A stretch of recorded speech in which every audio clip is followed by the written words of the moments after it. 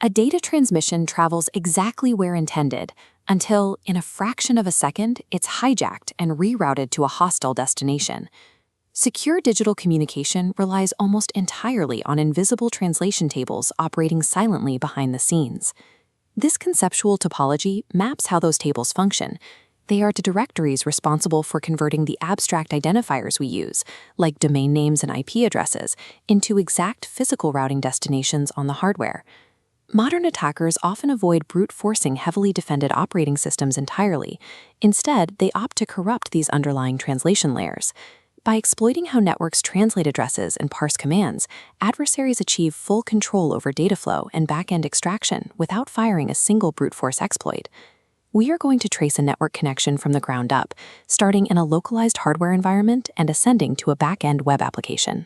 At Layer 2 of the Open Systems Interconnection Stack, the physical and data linkwares, we find threats that compromise local hardware identity, MAC spoofing, and ARP poisoning. Moving up to wide area routing, we encounter the threat that compromises internet navigation, DNS cache poisoning. Finally, at the application layer, we examine the threat that weaponizes code parsing, SQL injection. Mapping these four distinct vectors reveals a unified systemic fragility in how digital trust is verified, from the user's desk all the way to the remote database.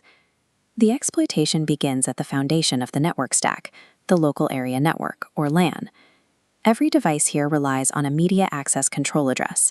A MAC address is the hard-coded physical identity of a piece of hardware on this local network. An attack begins with a silent reconnaissance phase. An adversary sits on the network, quietly monitoring traffic to identify the MAC addresses of authorized hardware. Once a legitimate identity is found, the hacker executes MAC spoofing.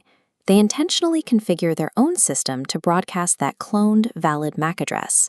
The documentation confirms this exact methodology, defining a MAC spoofing attack as a scenario where a hacker sniffs the network for valid MAC addresses and attempts to act as a valid MAC address.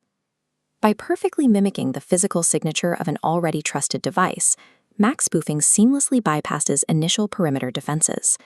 With a disguised identity established, the narrative focus moves to the default gateway, the primary router directing traffic for the local network. This table represents the Address Resolution Protocol, or ARP cache. It is the critical internal directory the gateway uses to pair logical Internet Protocol addresses to physical MAC addresses. The vulnerability lies in the protocol's design. ARP lacks strict authentication, meaning devices implicitly trust unsolicited ARP updates without verifying their origin. To exploit this, the hacker floods the default gateway with malicious ARP packets over the LAN. Because the gateway trusts the unauthenticated data, the malicious update overwrites the legitimate user's MAC address with the attacker's MAC address for a specific IP. As detailed in the source literature, ARP poisoning involves sending these malicious packets to a default gateway to change the pairings in the ARP cache. ARP poisoning weaponizes the network's own efficiency protocol. It silently reroutes all local traffic intended for a legitimate user directly to a hostile observer. Zooming out from the local LAN environment, we encounter similar translation vulnerabilities across the broader internet, specifically in domain name resolution. The domain name system, or DNS, relies on a memory bank called a cache to translate human-readable website names into machine-routable IP addresses. DNS cache poisoning, also known as DNS spoofing, is the act of injecting false IP information into this specific cache.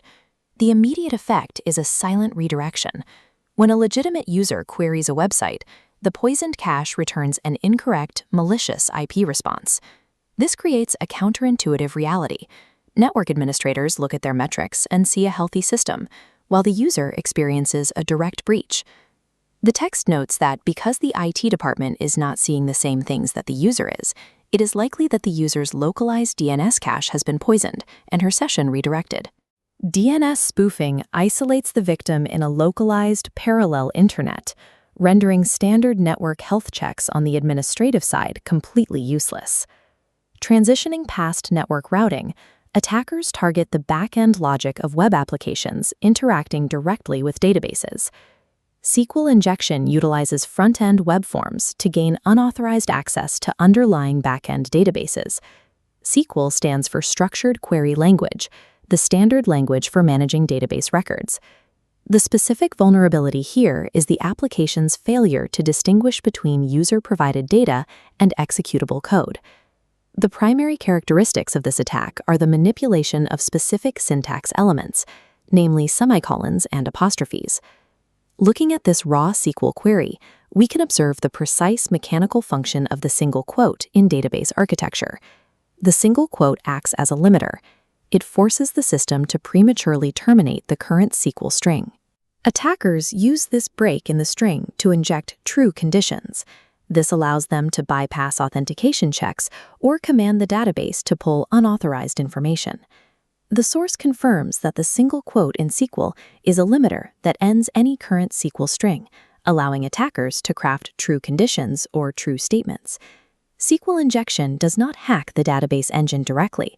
It tricks the application's parsing logic into executing hostile commands natively.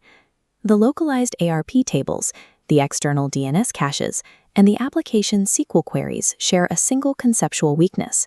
In the network layer attacks, the fatal flaw is the blind, unauthenticated acceptance of routing updates in ARP and DNS. In the application layer, the fatal flaw is the unsanitized acceptance of syntax limiters in SQL. Across the entire OSI stack, the common root cause is a failure of input validation. Whether dealing with a hardware MAC address, an IP route, or a database query, allowing a system to implicitly trust unverified input makes exploitation inevitable. Adversaries continually target the translation boundaries and parsing layers between systems, because that is where data is trusted without question. Robust security architecture requires abandoning legacy trust models.